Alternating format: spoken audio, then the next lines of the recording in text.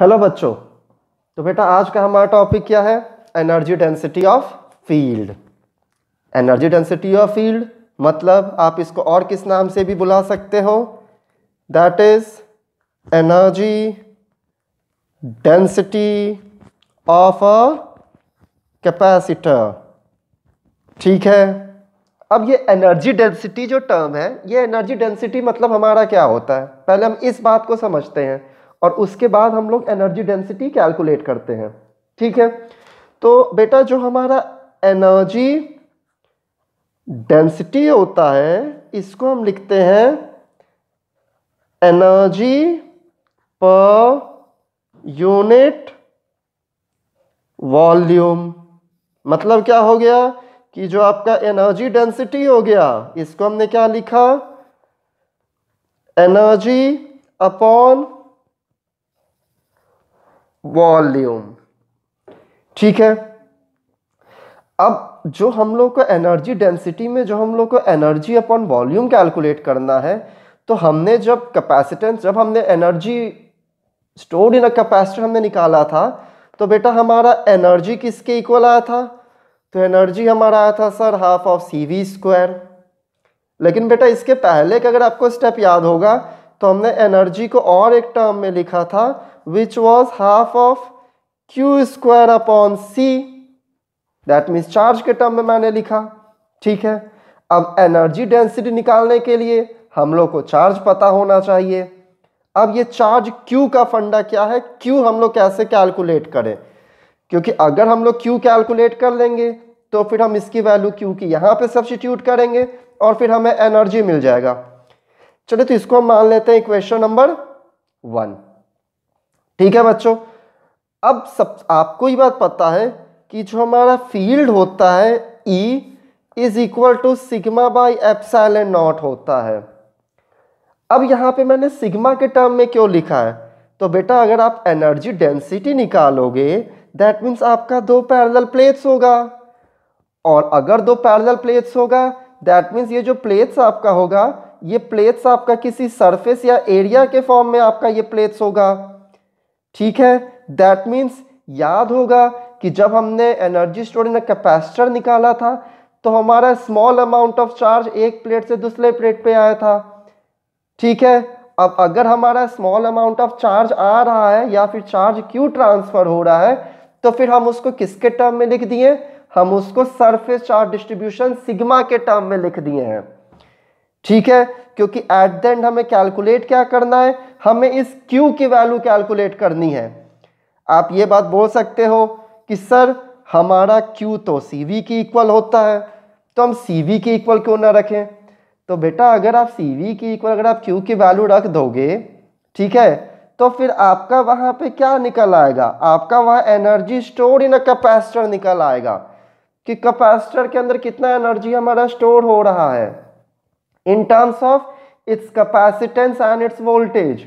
लेकिन मान लो कि आपको क्वेश्चन पेपर में या आपसे किसी ने पूछ लिया कि बेटा आपको कैपेसिटेंस नहीं दिया हुआ है, ठीक है, आपको सिर्फ हमने इलेक्ट्रिक फील्ड दे दिया है, आपको एप्सिलॉन नॉट की वैल्यू पता है, आपको ये पता है कि आपका एरिया कितना है, तो आप कैसे कैलकुलेट करोगे? तो ये तो लॉजिक बनता है क्योंकि क्वेश्चन तो इस तरीके से आते हैं कंपटीशन एग्जाम में। बेसिकली आपके जेई में हमेशा दो क्वेश्चन या एक क्वेश्चन इस बेसिस पे आपका आएगा ही आएगा। ठीक है बच्चों। तो अब हम लोग क्या हमें मिल गया, हमने लिखा E is equal to sigma by epsilon not. That means surface charge distribution sigma हमारा किसके इक्वल हो जाएगा? E एप्सिलॉन नॉट की इक्वल हो जाएगा। ठीक है। हमें सिग्मा पता है कि सिग्मा हमारा Q बाई A के इक्वल भी होता है। ठीक है। That means charge per unit area, ये भी हमारा क्या होता है? सिग्मा होता है। दैट मीन्स इन दोनों इक्वेशन को हम क्या करेंगे? अब इक्वेट आउट करेंगे तो हमें क्या मिलेगा? Q by A is equal to E epsilon not, या फिर Q is equal to E epsilon not A। तो बेटा यहां पे हमने क्या कैलकुलेट कर लिया? तो यहां पे हमने चार्ज कैलकुलेट कर लिया। अब हम लोग का एनर्जी का फॉर्मूला क्या था? तो हमारा एनर्जी का फॉर्मूला था half of Q square upon C। ठीक है, तो हमने क्या लिख दिया, E is equal to half of Q की जगह हमने क्या रखा, E एप्सिलॉन नॉट A का होल स्क्वायर अपॉन C।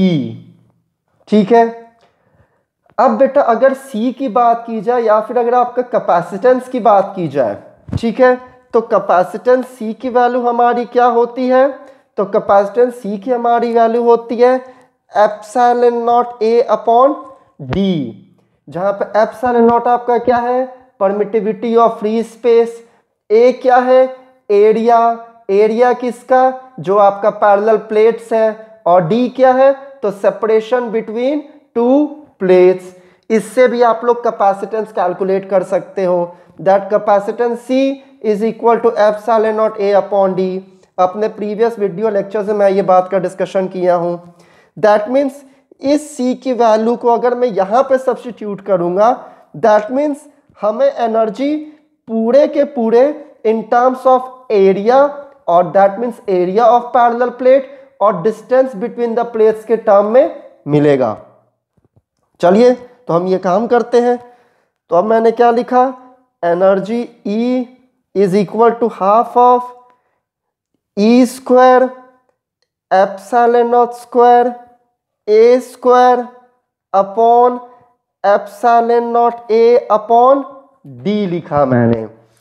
अब बेटा एक एप्सिलॉन नॉट से एक एप्सिलॉन नॉट कैंसिल आउट, एक A से एक A cancel out, that means हमें एनर्जी कितना मिला, तो half of E square epsilon not A multiplied by D, क्योंकि D हमारा ऊपर गया।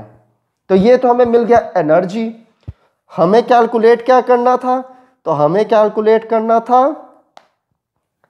एनर्जी डेंसिटी, जिसका फॉर्मूला हमारा क्या होता है, energy per unit volume.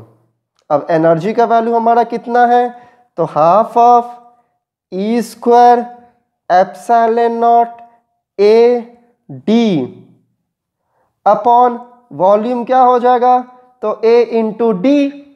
That means अगर मैं एक पूरा पैरेलल प्लेट कैपेसिटर के कॉम्बिनेशन का अगर मैं वॉल्यूम निकालूंगा तो मैं कैसे लिख सकता हूं कि कितना एरिया है मल्टीप्लाइड बाई डी, कितना डिस्टेंस है वो, या फिर वॉल्यूम में आप क्या करते हो, वॉल्यूम में सब यही करते हो, A इंटू डी।